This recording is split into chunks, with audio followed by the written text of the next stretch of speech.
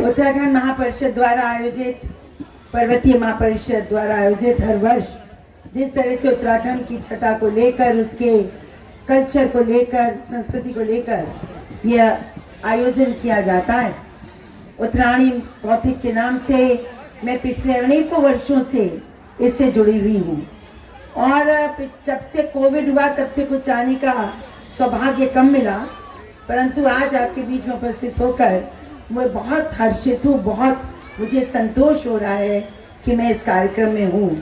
और टी.एन. मनराल जी को तो मैं पिछले 25 वर्षों से जानती हूँ।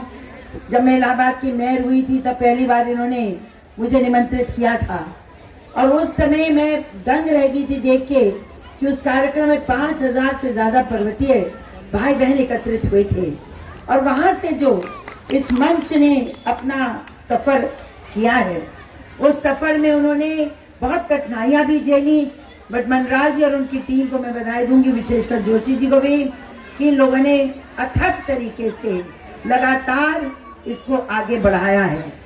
हमारे मुख्य संयोजक इस कार्यक्रम के टी.एन. मनराल जी हैं, और फिर उस आयोजक श्री के.एन. चंदोला जी हैं, गणेश चंद्र जोशी जी अध्यक्ष मेरे भाई तुल्य हैं, मुझसे लड़ाई भी कर लेते हैं, गुस्सा भी होते हैं पर प्यार भी बहुत करते हैं, तो इसलिए इस भाई का स्नेह निरंतर मेरे साथ रहता है। महासचिव महेंद्र सिंह रावत जी हैं, श्री विशिष्ट अतिथि के रूप में विंग कमांडर जितेंद्र कुमार चौहान जी और उनकी पत्नी यहाँ उपस्थित हैं, और बहुत सारे हमारे गणमान्य अतिथियों के बीच में मेरी कुछ महिला बहनें भी, अंजलि बोनाल जी, शशि जोशी जी, उसके अलावा नरेंद्र देवड़ी तो मेरे भाई जैसा है, बीच बीच में फोन मिला के मेरा हालचाल लेते रहते हैं। और श्री गंगा भट्ट जी हैं, नीलम जोशी जी हैं, सुमन रावत जी हैं, सुमन मनराल जी हैं, कमल जोशी जी हैं, चित्रा कांडपाल जी हैं, हिमांशु भट्ट जो कि निरंतर मुझे पूरे समाज की गतिविधियों के बारे में जानकारी देता रहता है। अभी कुछ दिन पहले उत्तराखंड महोत्सव भी हुआ था, मैं नहीं आ पाई थी, इससे मुझे लग रहा था कि अब मुझे इस महापरिषद के कार्यक्रम में अवश्य जाना है, और मैं आपके बीच में आई हूँ। और ईश्वर की कृपा से आज ठंड भी कुछ कम है, तो 11 बजे रात तक कार्यक्रम अच्छे से चल सकेंगे। और जिस प्रकार से मैं देखती हूँ पर्वत हमारे जो पर्वत हैं और जो हमारे पर्वतीय क्षेत्र हैं, वहाँ से चाहे हवा आती हो, चाहे वहाँ से नदियाँ आती हो, चाहे वहाँ की संस्कृति आती हो, भारत को अगर सिंचित कोई करता है तो भारतवर्ष के पर्वतीय क्षेत्र करते हैं और उनसे आई हुई हवाएं करती हैं। कितनी निर्मल हवा होती है, कितना निर्मल हमारी संस्कृति है, कितनी सरल तरीके से इस मंच पर अपनी धरती से प्रेम करना, अपने राष्ट्र के प्रति समर्पित होना और अपनी भूमि से मोहब्बत करना, अपनी जन्मभूमि से मोहब्बत करना, और इसी के साथ साथ अपनी मातृभाषा से प्यार करना, ये आप लोगों ने जारी रखा है। उसके लिए मैं बहुत बहुत हृदय से आपको बधाई देना चाहती हूँ, क्योंकि देखिए हमारे पर्वतीय लोग ज़्यादातर सभी मेहनतकश लोग हैं। हम मध्यम वर्गीय हैं, हम निम्न वर्गीय हैं, घरों से निकलते हैं रोजी रोटी की तलाश में। हम बहुत बड़े व्यापारी नहीं हैं, और मैं जानती हूँ अगर 100 में से अगर 100 लोग पर हमारे पर्वत के अगर बिजनेस करने चलते हैं तो 90 फेल हो जाते हैं, क्योंकि हम ईमानदार होते हैं, क्योंकि हम मेहनतकश तो हैं परंतु हम चाल नहीं चल पाते हैं। और कोई भी व्यापार बिना थोड़ी बहुत चालाकी के नहीं होता। लेकिन हमें खुशी यह है कि दुनिया बदल रही है, पर अभी भी हमारे दिल के अंदर हमारी संस्कृति, हमारी सच्चाई, हमारी ईमानदारी जिंदा है। हम चाहे कहीं चले जाएं, हम अपने साथ इन गुण को लेके जाते हैं। और मैंने देखा है कितने भी बड़े पद पर कोई पर्वतीय बैठा होगा तो ईमानदारी से भारत माता की सेवा कर रहा होगा, चाहे वो सेना हो, चाहे वो कोई भी क्षेत्र हो, चाहे राजनीति क्यों ना हो। तो मैं यूं तो आपकी बहुत आभारी हूँ। और फिर भारत को धार्मिक संस्कृति देने वाला काम भी हम उत्तराखंडियों ने किया है। कैसे हमारे मंदिरों ने भारत की संस्कृति को जीवित रखा है, भारत की परंपराओं को जीवित रखा है, और उसी का प्रतिफल है कि कल कितना बड़ा कार्यक्रम अयोध्या में और भगवान राम को रामलला को स्थापित करके हमने ये सिद्ध कर दिया कि ये धरती हमारे पूर्वजों की धरती, हमारे ऋषि मुनियों की धरती, हमारे देवी देवताओं की धरती और उनके अवतारों की धरती है। और हर हमारा जो संदेश जाता है, वो राष्ट्र के प्रति समर्पण का ही होता है।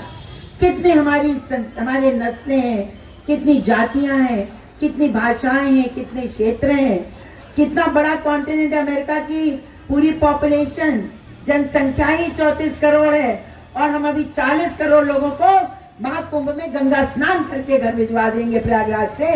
ये हमारे भारतवर्ष का देखिए कितना बड़ा महत्व है। और हमारे उत्तर प्रदेश की जनसंख्या 24 करोड़, कितनी वैरायटी है। पूर्वांचल का पश्चिम से कई मानों में तालमेल नहीं बनता। हमारी भाषाएं तीन तो खड़ी बोलियां हमारे स्थानीय भाषाएं हमारे उत्तर प्रदेश में है।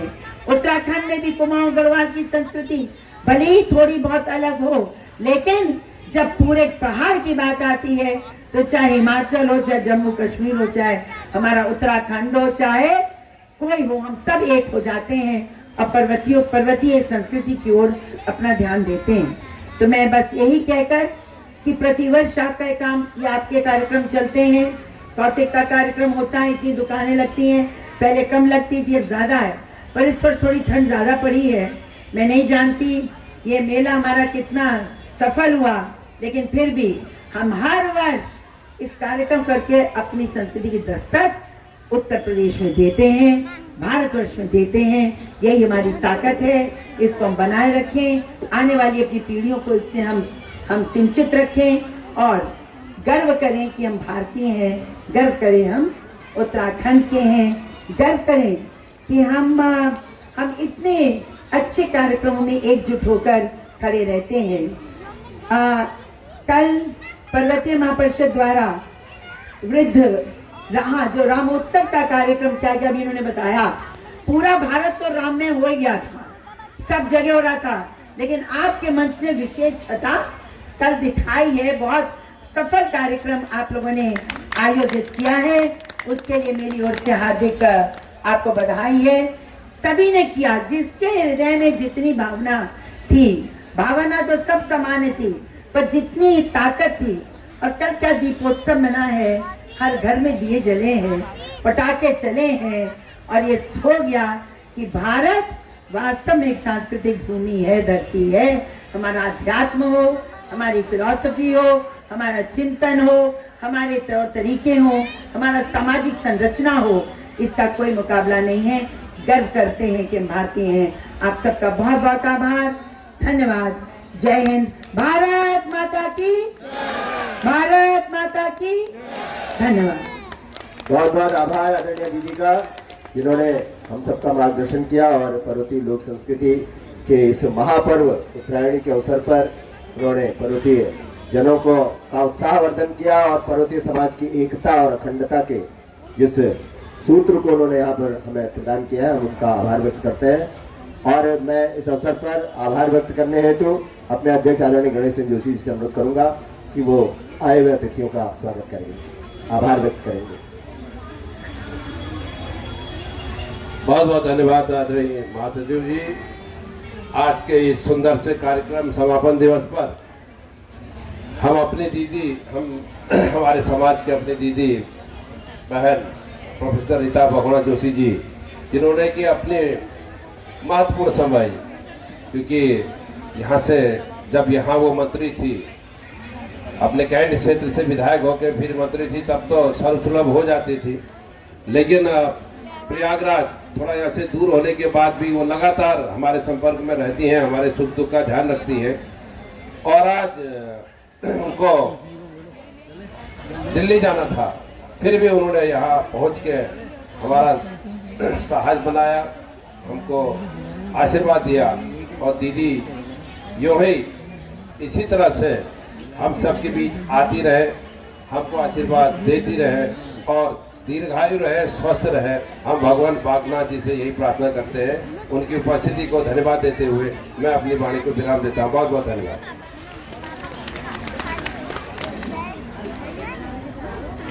बहुत बहुत आभार। मैं अध्यक्ष महोदय से और मुख्य संयोजक महोदय से अनुरोध करूंगा कि अतिथियों को अतिथि दीर्घा में स्थान दिलाने का कष्ट करेंगे। हम पुनः आदरणीय दीदी का आभार व्यक्त करते हैं और विंग कमांडर श्री जितेंद्र कुमार चौहान साहब का, जो अतिरिक्त निदेशक हैं निदेशालय सैनिक कल्याण पुनर्वास, उनका भी हम आभार व्यक्त करना चाहेंगे कि उन्होंने इतने हमारे कार्यक्रम में आकर के किया। और अगले वर्ष जब हम सेना दिवस का कार्यक्रम करेंगे तो जरूर विंग कमांडर साहब को फिर से आमंत्रित करेंगे उस कार्यक्रम में। आप बैठ करके कार्यक्रम का आनंद लें और कार्यक्रम के क्रम को आगे बढ़ाएं। हम इसलिए जरूरी है कि हमारे बीच में कल्याणपुर रामलीला समिति का विशेष योगदान जो हमें प्राप्त हुआ है, उसमें हमारे कल्याणपुर के रामलीला समिति द्वारा 11,000 रुपये की धनराशि और मुकेश जोशी जी द्वारा 51,000 का